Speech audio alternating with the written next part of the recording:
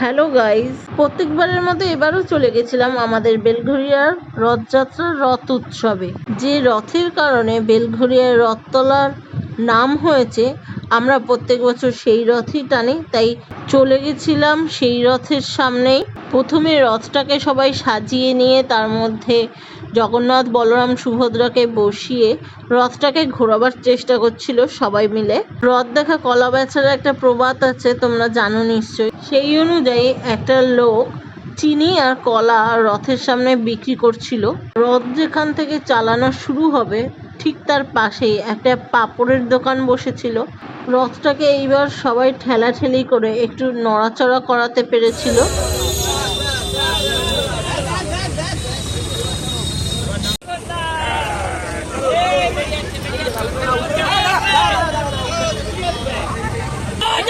জয় জগন্নাথ।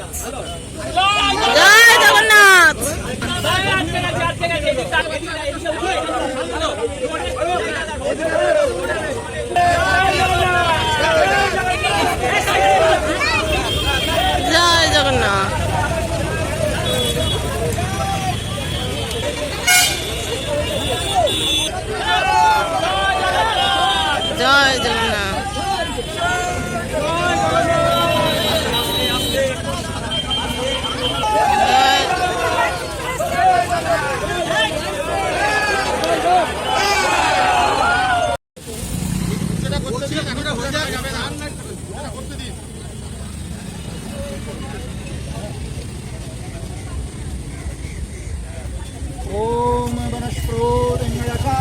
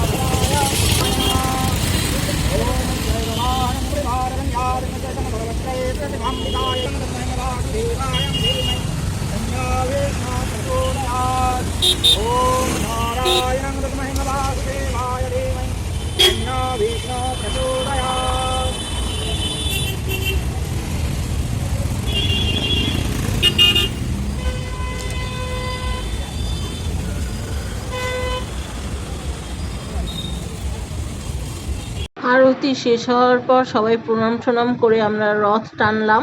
খুব ভিড় থাকার কারণে যখন রথটা টেনেছিলাম তখন আর ভিডিওটা আমি নিতে পারিনি। রথের মেলায় এসেছি আর পাঁপড় খাবো না তা কি হয়?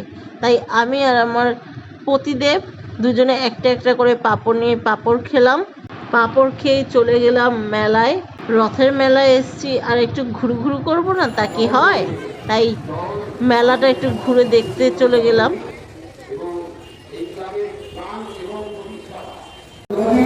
বর্তমান পত্রিকায়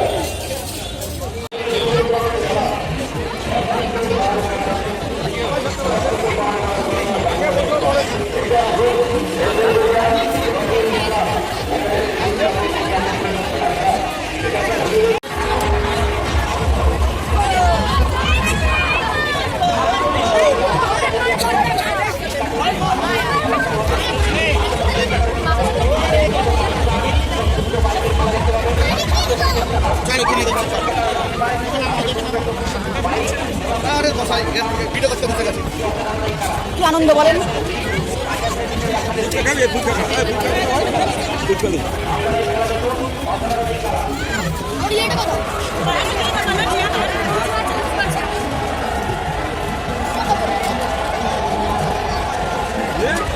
মেলা ঘুরে টুরে অ্যাট লাস্ট আমরা জিলিপি নিয়ে বাড়ি চলে আসার পথে কয়েকটা ছবি তুললাম।